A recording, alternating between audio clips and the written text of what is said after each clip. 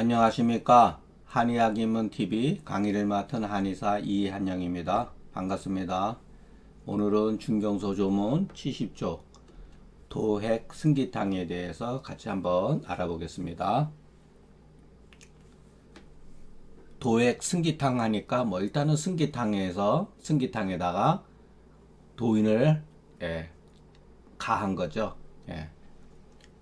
자, 태양병이 해소되지 아니했는데 이렇게 딱 첫 구절에 그 다음에 열결방광하여 이렇게 딱 문구가 나왔잖아요. 과연 열이 방광에 뭉쳐 있다. 요거는 그야말로 병인이죠. 병인.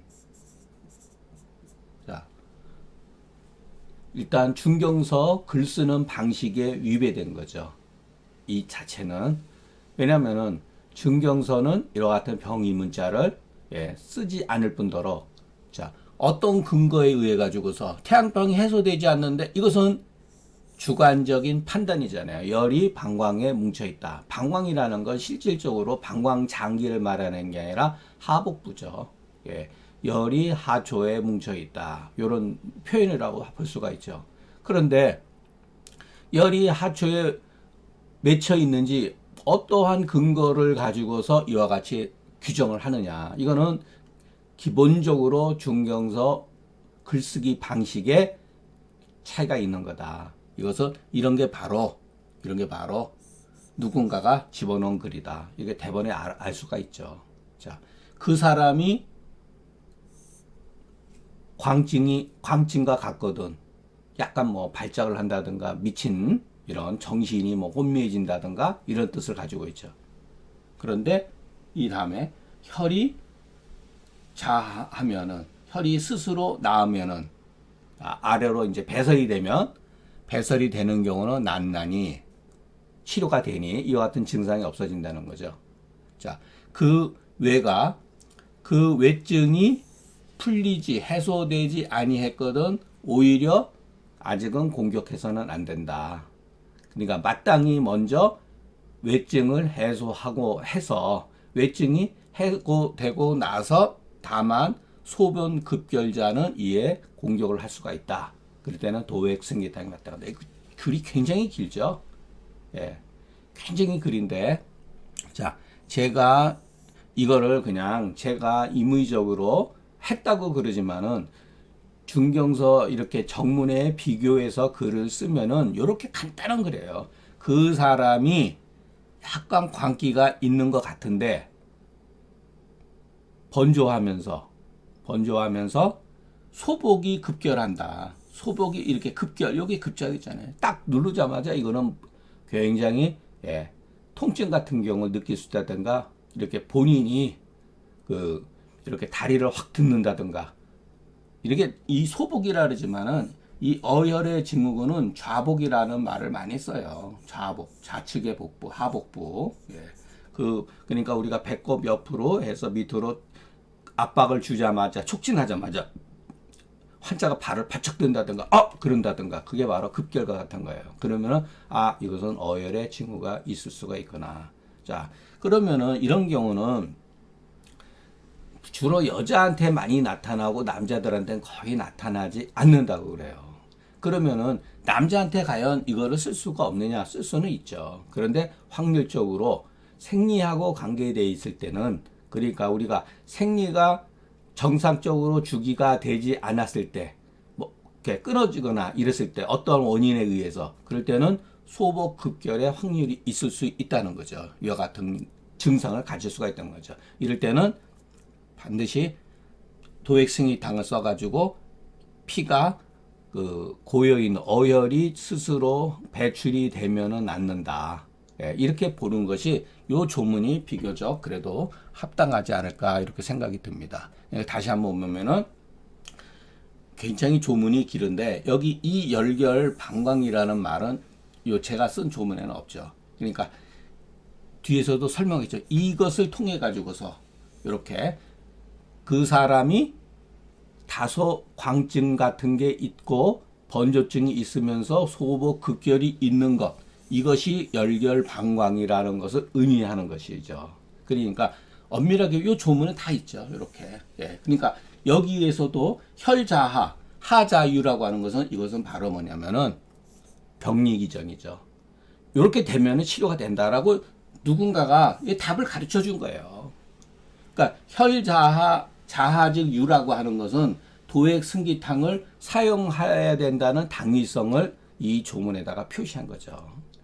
그렇기 때문에 조문 중경서가 가지고 있는 조문은 원리는 단순한 거예요. 예. 여기도 보면은 병근이 나타나 있고, 예, 요거 같은 병정이 나타나 있잖아요. 예. 자, 다음 조문. 도액승기탕은 도인, 대왕, 계지, 감초, 망초. 자, 이렇게 보면은 요거는 그야말로 예, 승기탕이죠. 승기탕의 대표적인 처방이죠. 특히 조이 승기탕, 예, 조이 승기탕의 대표적인 처방에 도인과 계지가 들어갔는데 저는 이 계지가 여기에 왜 들어갔는지 다소 의문스러워요. 이유가 있죠, 분명히. 예, 뭐 어열 상충이라 해가지고 들어갔는지. 그러면은 조이 승기탕 말고 대승기탕에도 조식에 의한 조혈에 의한 상충 같은 경우도 나타날 수가 있으니까 계지를 합방할 수도 있죠. 근데 거기는 없잖아요. 그러니까 이런 것은 왜 계지가 들어갔을까? 이런 거는 다소 연구의 대상이며 요 같은 혹시 다른 어떠한 그 주에서에 이 계지의 도액승계탕의 계지가 합방된 연유에 대해서 나온 것이 있으면은 그것은 뭐 저기 뭐야 그 도움이 되겠는데 제가 잘 못 본 것 같아요. 그래서 요거에 대해서는 한번 우리가 생각해 볼 필요가 있다. 그러니까 뭐든지 우리가 자기가 생각했던 것과 다소 다르면은 일단은 무조건 의심하는 게 저는 좋은 방법이라고 봐요. 그래야지 확실하게 나중에 계속해서 이 우리가 공부할 때 하나씩 이러와 같은 그 의심과 정보에 따라서 조문을 우리가 이해할 수 있고 약의 어떠한 그 양력에 대해서도 우리가 이해할 수가 있죠. 여기에서도 보면은 문제가 있잖아요. 이 조문에서 봤을 때, 우리가 한번 의심을 해보자면은, 자, 그 외가 불의자는 상미강공이다. 이것도 왜 이렇게 했을까? 마땅히 먼저 해외를 시켜야 된다. 왜 이렇게 했을까? 이것도 우리가 의심할 필요가 있죠. 예. 여기에 외가 불의하면은 미가공이라고 그랬는데 계지가 들어가 있잖아요. 예. 합방되어 있는 거잖아요. 같이. 이제 그런 것들이 이 조문하고 증상이 과연 정확히 맞느냐? 그렇지 못한 거죠. 자, 우리가 열열방광, 열입혈실, 열제하초 이런 용어들을 조문에서 나타난 것을 우리가 알 수가 있죠. 이와 같은 의아는 좋기 조문을 우리가 해석하는데 도움은 좋은 그 자료는 되나 반어법이죠. 그러나 이와 같은 의안이 유래된 바 이것이 어떻게 조문 가운데 있는가? 어떠한 객관적인 자료가 있으니까 조문에다가 이와 같은 거를 썼을 거 아니에요. 열이혈실이라든가 열제하초라든가 열결방광이라든가 이건 전부 다 우리가 보면은 알 수 있는 병인이죠. 예. 우리가 조문을 통해서 이 사람들이 당시의 중경서 해석을 어떻게 했는가를 이해할 수가 있죠. 이것이 옳고 그르고의 문제가 아니라 중경서를 전수 과정 중에서 이와 같은 의안들이 형성이 되었구나.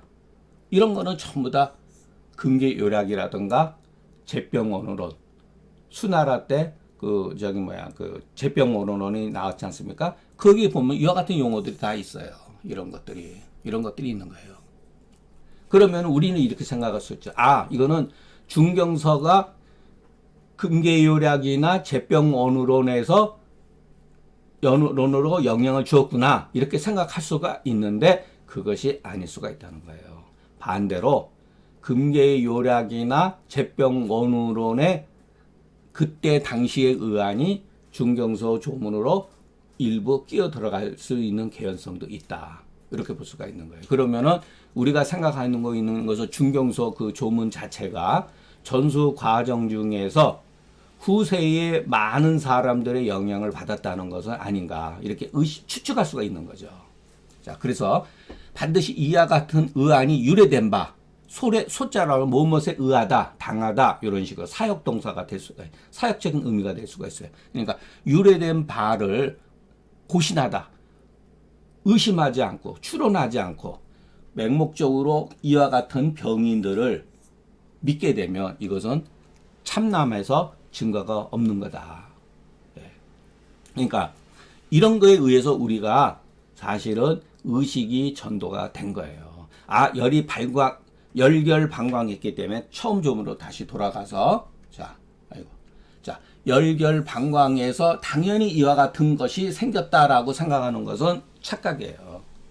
이와 같은 증상이 있는 것으로 보아서 열결방광이라고 의심이 된다, 추측할 수가 있다 이렇게 보는 것이 견병지원의 자서에 나타난 견병지원의 의미를 우리가 제대로 이해하고 있는 거예요.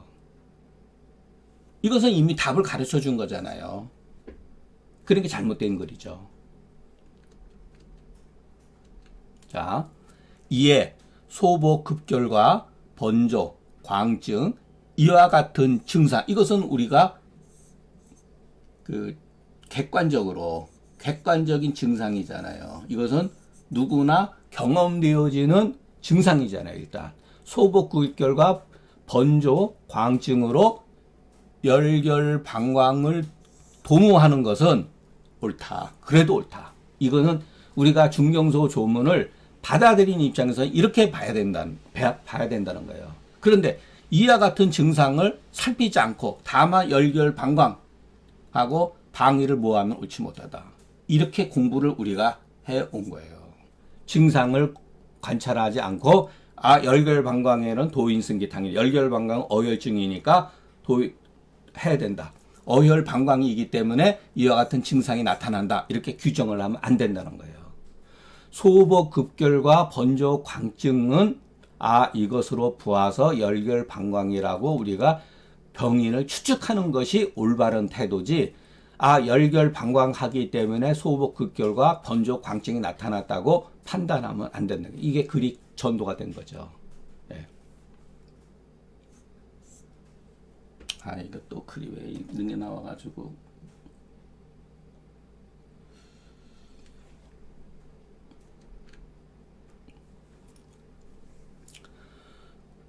소복 급결자는 요 전에 그렇자면은 우리가 어떠한 근거를 가지고서 이와 같은 요 글자가 가려졌는데 이것이 우리가 열결방광인지 알 수가 있느냐 이렇게 되어 있습니다. 이게 왜 갑자기 또 나왔지? 소복 급결은 어열 축고지 상이니 이것은 병근이다. 이것도 일종의 가설이죠. 이것도 가설이에요. 소복 급결은 조시가 아니라 어혈의 축고지 상이다. 이것은 병근이죠. 그래도 일단은 이 증상은 병근. 긴 여광자는 어혈 상충증의 증후기 때문에 이것은 병정이다. 대표적으로 제가 말씀드렸잖아요. 병근을 기술하고 아울러서 병정을 기술하는 것이 중경의 글쓰기 방식이다. 그러니까 열결방광이라는 건 다른 뜻이 아니다. 바로 이 병근과 병정으로서 비로소 가히 우리가 병인을 추론할 수 있는 것이다. 이것이 전형적으로 중경서를 읽는 독법의 원론이다. 원칙이다. 그러니까 과연 소복급결이 어혈 축고지 상이냐, 어혈이 쌓여서 나타나는 상이냐, 이것은 우리가 도액 승기탕을 봐가지고서 이와 같은 가설에 의해서 치료를 했는데 낫다라고 하는 것이지, 이것이 과연 이것도 정론이라고 할 수는 없어요. 이거는 그 당시 사람들의 치료하는 방법이기 때문에. 다만 이 정도의 초기 가설은 우리가 그래도 이해할 수 있다. 이것은 꼭 우리 한의학뿐만 아니라 모든 어떠한 과학이라든가 양방도 마찬가지로 전적으로 정론만 있는 건 아니라고 봐요. 가설이 있을 수가 있죠. 이것은 이해가 되잖아요. 이런 거는. 오히려 이와 같은 표현이 열결방광이라는 표현보다도 더 좋다. 그러니까 가급적이면 이와 같은 용어보다는 이런 용어를 쓰는 게 합리적이다. 예.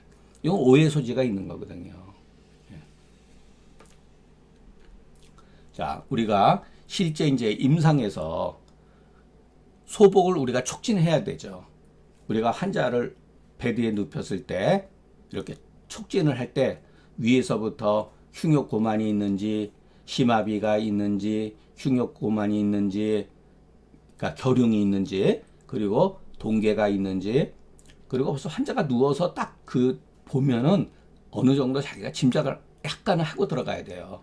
그리고 배가 창만한지 피부 색깔이 거칠은지 피부가 건조하고 그러면은 그거는 조혈이나 어혈 이런 것들이 있을 수가 있는 거예요. 피부가 이렇게 각질화되어 있는 경우, 배가 까칠까칠하다든가, 배가 빵빵한지, 아니면은 복직근 구련이 있는지, 그리고 소복고만이 있는지, 이게 자동적으로 손을 이렇게 싹 이렇게 훑어가면서 느낌으로 해야 돼. 이거는 사실은 복진이라는 것도 사실은 감각이죠. 네, 감각이에요. 이건 사람마다 같을 수가 없어요. 같을 수가 없어요. 다만 누가 더 노련하냐 노련하지 않느냐의 차이뿐이지 어떤 사람이 정확하게 더 맞다 이건 아니에요. 그러니까 확률적인 개념이죠. 네, 확률. 그러니까 우리 한의학은 어쩔 수가 없죠. 기계적 도움이라든가 이런 거를 받을 수가 없기 때문에. 예. 그러니까 옛날 사람들이 이와 같은 거 이게 전부 다 증후죠. 예. 현상을 통해 가지고서 현상 뒤에 숨겨져 있는 병인을 나름대로 추측하는 방법. 이것이 중경서가 가지고 있는 그나마 그 시대 지금서부터 2500년 전에 할 수 있었던 가장 합리적인 방법이라고 저는 보고 있고 이것이 비과학적이다라고 이렇게 치부할 필요는 없어요. 나름대로 이것은 굉장히 현대의학이 갖지 못하고 있는 또 한의학의 장점일 수도 있어요. 예를 들어서 흉역곤만 같은 경우 초음파라든가 예를 들어서 다른 어떤 기계적 장비에서 해도 나타나지 않는 경우가 비일비재하거든요. 이런 것도. 그러니까 이것은 원시적인 방법이지만 나름대로 우리 한방에는 굉장히 좋은 방법이다. 저는 그렇게 보고 있습니다. 그러니까 우리가 그 소복을 촉진했는데 복진을 했는데 급결의 통증이 설사 반응이 없다 할지라도 환자들이 나타나지 않을 수도 있어요. 그런데 번조 광증이 이에 나타나면 이 사람은 어혈이 잠재했구나. 이렇게 우리가 알 수가 있어요. 그래서 도액승기탕을 쓴다. 이것은 경방, 중경 처방의 활용의 방법이다. 이 반대의 경우도 있어요. 어떤 사람은 소복 급결이 있는데 번조라든가 광증 같은 것이 없을 수도 있어요. 그러면은 소복 급결을 근거로 해서 도액승기탕을 쓸 수가 있다. 이와 같이 하는 것을 호문이라고 그러죠. 네. 또 반대의 입장에서 글을 쓰는 거예요. 그러니까 요 하나의 글만 썼지만 이것을 반대로 설사 응하지 않더라도 또 반대로 소복 급결이 설령 응하더라도 이와 같은 증상이 나타나지 아니하거든 이것 또한 어혈 잠재이기 때문에 도액승기탕을 쓸 수가 있다. 네. 혈자하 즉 유는 경험적 사실이다. 경험적 사실이다. 이에 우리가 도액승기탕의 방위를 여기에 글자 때문에 가렸는데 우리가 알 수가 있다. 도액승기탕이라고 하는 것은 그러니까 도인이라고 하는 것은 결국은 어혈을 조시를 푸는 약하고 그러니까 조혈이나 조시를 해소하는 조이승기탕에다가 도인과 계지를 집어넣은 게 도액승기탕이다. 이것은 다소 어혈을 푸는 약이다. 이렇게 우리가 볼 수가 있다는 거죠. 우리가 저뿐만 아니라 어떤 부인과 질환에서 상당히 많이 이것을 활용할 수 있음에도 불구하고 한의원에서 요즘에 환자들의 어떤 오는 경향으로 이와 같은 환자들은 뭐 거의 오지는 않죠. 그러나 예전에는 이와 같은 환자들이 굉장히 많고 현대도 저는 많다고 봐요. 생리불순의 증후군에 얼마든지 이것을 쓸 수가 있습니다. 후세방에서는 뭐 온경탕 위주로 해서 몸이 냉하기 때문에 예를 들어서 뭐 오수유라든가 이런 걸 합방하고 물론 또 그 고방 가운데서도 계지복량이라든가 당귀작약산이라든가 이런 거 쓸 수가 있는데 그 처방들에 비해서 이것은 굉장히 강한 처방이죠. 도액승기탕이라는 거 하는 거는. 그러나 실질적으로 이와 같은 것을 부담스러우면은 저 같은 경우는 임상에 있어서 도액승기탕을 바로 쓰면은 약도 조금 우리끼리 얘기하자면 약 가지도 너무 적고 조금 미안할 수도 있고 그래서 저는 사실은 그 사물탕에다가 도액 승기탕을 합방하는 경우가 많아요. 그런데 거기에 이제 숙지황 대신에 건장을 쓴다든가 아니면은 경우에 따라서는 건지황과 숙지황은 빼버리고 당귀, 백작, 청궁에다가 도액 승기탕을 합방해서 쓰는 경우가 그전에는 있었는데 요즘에는 이런 환자가 별로 없고 예, 전부 다 노년층 위주로 환자들이 그 침 위주로 많이 오다 보니까 쓸 기회는 없는데 예전엔 저는 이렇게 썼어요. 예. 자, 태양병 불에에 하지를 도액승기탕도 하지잖아요. 하제를 너무 빨리 쓰면 혹 양기가 요거 조문에 결흉병의 조문에 나왔던 대표적인 그 결흉 여기 뒤에 나와 있네요. 이 결흉의 병리 기전이죠. 표병이 있는데 표증이 있는데 하제를 너무 빨리 써서 요것도 조문에 있는 내용이죠. 하제를 너무 빨리 사용해 가지고 양기가 내암에서 거기 조문에 양기라고 돼 있어요. 이것은 열병이죠. 열병이 안으로 내암에서 안으로 들어왔어. 그래서 여기서 함용탕이 생겨낸 발생한 원인이 바로 함용탕이라고 하는 것에 이름이 있는 거죠. 함과 흉 이렇게. 그러니까 함용탕이라는 말도 원래 함용탕은 고방인데 함용탕이라고 하는 명칭은 후세에 누군가가 만들어졌다는 걸 알 수가 있죠. 왜냐하면 여기서 나온 거니까. 이런 거하고 관계가 돼 있잖아요. 심화 부위가 이로 인해서 이는 여기에 걸린 거야. 양기가 내하면 이로 인해서 굳어졌다. 딱딱해졌다. 그것이 결용이 된 거다. 요 조문에 이것도 위탁문자. 후세 사람이 누군가 요거를 몰래 갖다 집어넣은 거죠. 예, 해석을 하기 위해서 그런 거죠. 그러니까 일종의 병리기전이죠. 이거는 병리기전. 고로 운운할 그 외증이 해소되지 않거든 오히려 아직은 공격하지 말라. 왜냐하면 이어가 결용증을 유발시킬 수가 병이 더 악화될 수가 있다. 이렇게 얘기가 되는 거죠. 근데 저도 이런 문제에 대해서는 정확하게 잘 모르겠습니다. 예. 오늘 강의는 여기서 마치겠습니다. 다소 내용 자체도